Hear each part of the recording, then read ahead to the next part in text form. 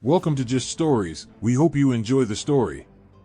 Balkan Conflict, Serbo-Bulgarian War, by Just Stories. Chapter 1, A Powder Keg in the Balkans. Have you ever heard of the Balkans? It's a region in southeastern Europe that has been the site of a lot of conflict over the years. In the late 19th century, tensions were high between two countries in the region, Serbia and Bulgaria. These tensions would eventually boil over into a full-blown war, known as the Serbo-Bulgarian War of 1885–86. But why were these two countries at odds with each other in the first place? To understand that, we need to take a closer look at the political, social, and economic factors that were at play in the Balkans at the time. Nationalism was a major driving force behind the tensions between Serbia and Bulgaria. Both countries had large populations of people who identified as either Serbian or Bulgarian, and there was a strong sense of national pride among these groups. This was particularly true in Bulgaria, which had only recently gained independence from the Ottoman Empire in 1878. The Bulgarian government saw itself as a defender of the interests of all Bulgarians, including those who still lived under Ottoman rule in neighboring regions like Macedonia and Thrace. This sense of nationalism was complicated by the fact that the borders of these two countries were not well defined. There were several disputed territories that both Serbia and Bulgaria claimed as their own, including parts of Macedonia and Kosovo. This territorial dispute was further complicated by the fact that the region was home to a diverse array of ethnic and religious groups, including Albanians, Greeks, and Turks. Each of these groups had their own interests and allegiances, and the borders of the Balkan countries did not always align neatly with their respective populations. Another factor that contributed to tensions in the Balkans was the influence of other great powers in the region. Russia, in particular, had long seen itself as a protector of the Slavic peoples in the Balkans, and had supported the creation of an independent Bulgaria in 1878. Austria-Hungary, on the other hand, was wary of the expansion of Serbian influence in the region, as it saw Serbia as a potential threat to its own interests. These two great powers, along with others like Britain and France, were constantly jockeying for influence and trying to shape the political landscape of the Balkans in their favor. Finally, economic factors also played a role in the tensions between Serbia and Bulgaria. The region was home to valuable natural resources like minerals and timber, and there was a lot of competition between the two countries for access to these resources. In addition, both countries were trying to build up their industrial base, which required access to markets and resources that were often controlled by their neighbors.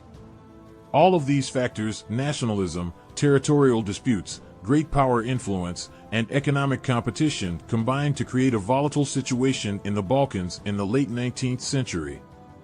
The Serbo-Bulgarian War was just one manifestation of these underlying tensions, which would continue to simmer for decades to come. Chapter 2, The First Battles. The Serbo-Bulgarian War of 1885–86 was a conflict that erupted between the neighboring countries of Serbia and Bulgaria in the Balkans. It was sparked by a dispute over the status of the region of Eastern Rumelia, which had recently gained some autonomy from the Ottoman Empire. But how did this dispute turn into a full-blown war? To understand that, we need to take a closer look at the first battles that were fought between the two sides.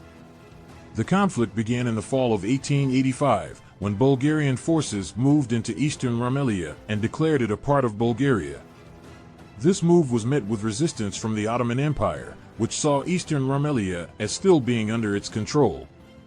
Serbia, which had long been opposed to the idea of a larger, more powerful Bulgaria, saw an opportunity to intervene and support the Ottomans. In November of 1885, Serbian forces launched an attack on Bulgarian positions near the town of Slivnica. This was the first major battle of the war, and it would set the tone for the fighting to come.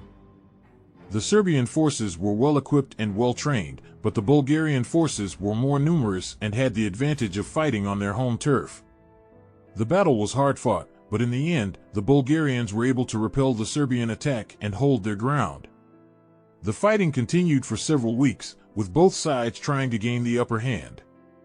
The Bulgarians were able to score some significant victories, capturing several Serbian-held towns and pushing their forces back. But the Serbian forces were not to be underestimated, and they were able to mount several successful counterattacks, pushing the Bulgarians back across the border.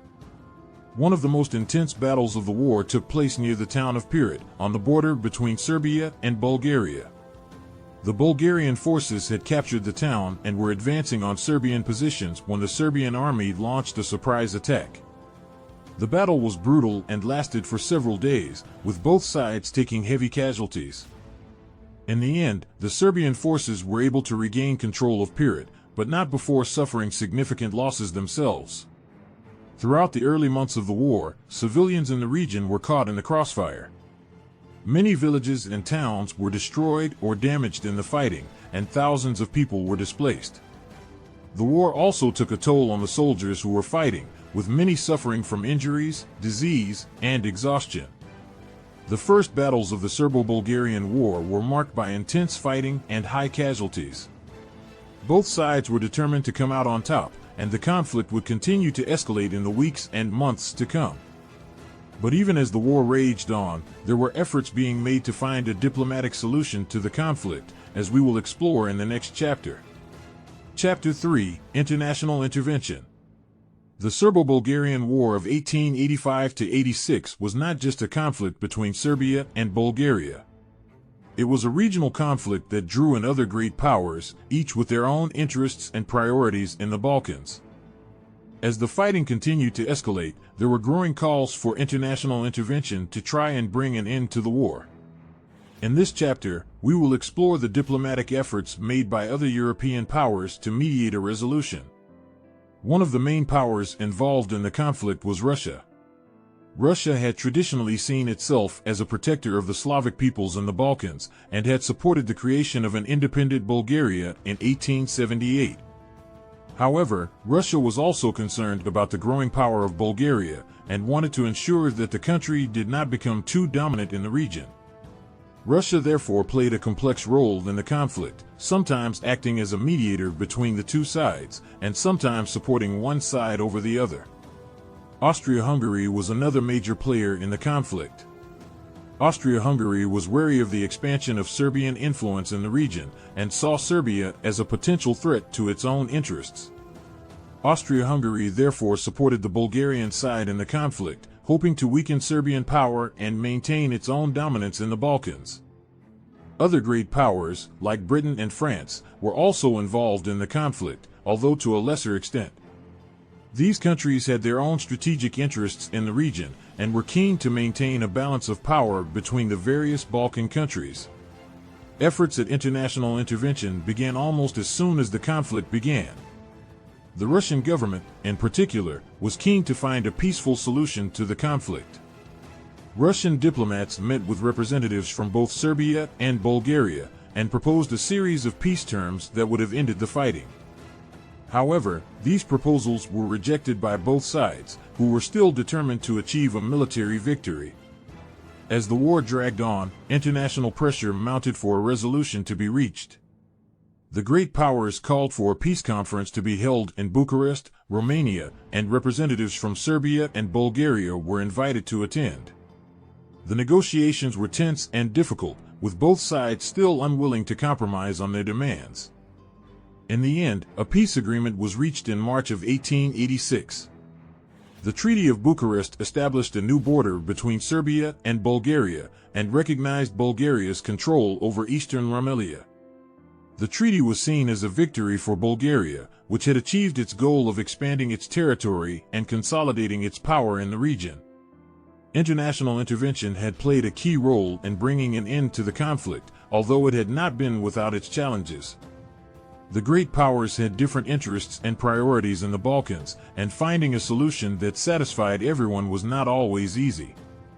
However, the Treaty of Bucharest was an important step towards maintaining stability in the region, and it would set the stage for future diplomatic efforts to address the ongoing tensions in the Balkans.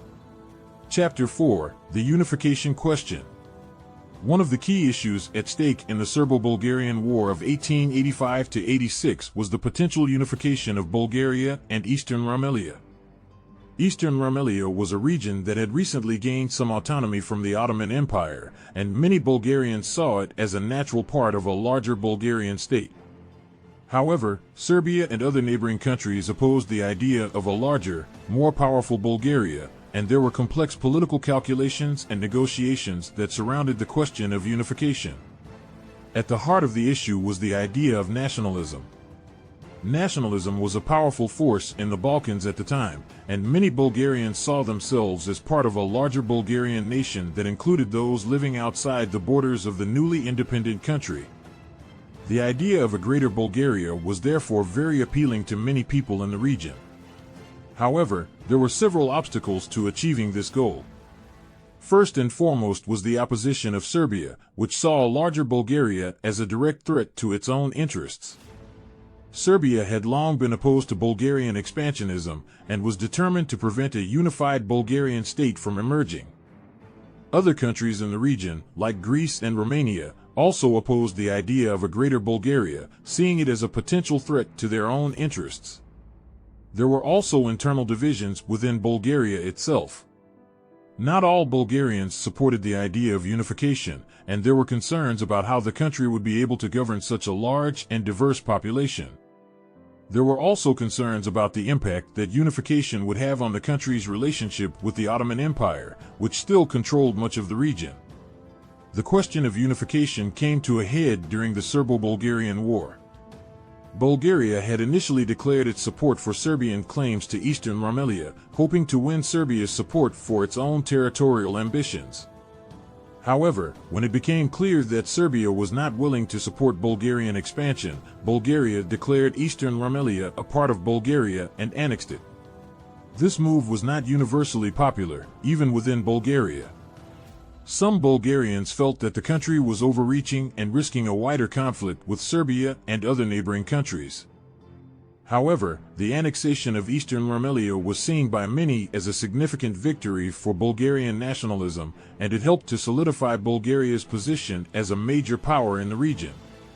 In the end, the question of unification would continue to be a major source of tension in the Balkans for decades to come. However, the annexation of Eastern Rumelia marked a significant step forward for Bulgarian nationalism, and it would help to shape the country's identity and aspirations in the years that followed. Chapter 5: Aftermath and Legacy. The Serbo-Bulgarian War of 1885–86 had far-reaching consequences for the Balkans and Europe as a whole. It was a conflict that drew in other great powers and highlighted the complex political and social dynamics of the region. In this chapter, we will explore the aftermath of the war and its legacy in the years that followed. One of the most immediate consequences of the war was the Treaty of Bucharest, which established a new border between Serbia and Bulgaria and recognized Bulgaria's control over Eastern Rumelia. This treaty was seen as a significant victory for Bulgaria, which had achieved its goal of expanding its territory and consolidating its power in the region. However, the treaty also set the stage for future tensions and conflicts, as Serbia and other neighboring countries remained opposed to Bulgarian expansionism. The war also highlighted the complex web of alliances and rivalries that existed among the great powers of Europe. Russia and Austria-Hungary, in particular, were competing for influence in the Balkans, and their conflicting interests helped to fuel the conflict between Serbia and Bulgaria. The war would also contribute to the rising tensions that would ultimately lead to the outbreak of World War I. The conflict had a significant impact on the civilian population of the region. Many villages and towns were destroyed or damaged in the fighting, and thousands of people were displaced. The war also took a toll on the soldiers who were fighting, with many suffering from injuries, disease, and exhaustion. The human cost of the war was significant, and it would have a lasting impact on the people of the Balkans. In the years that followed the war, there were efforts made to address some of the underlying issues that had contributed to the conflict. The great powers continued to be involved in the region, with Russia and Austria-Hungary in particular playing key roles in shaping the political landscape of the Balkans. However, the tensions between Serbia and Bulgaria remained, and there would be several more conflicts between the two countries in the years that followed. The legacy of the Serbo-Bulgarian War can still be felt in the Balkans today. The region has been the site of many conflicts and struggles over the years, as different groups have vied for power and influence. The war helped to cement Bulgaria's position as a major power in the region, and it contributed to the rise of nationalist movements in the Balkans. It was also a reminder of the complexities of the region and the challenges that still exist in achieving lasting peace and stability. Thank you for watching our story. Don't forget to like, share, and subscribe, so you don't miss out on our next video.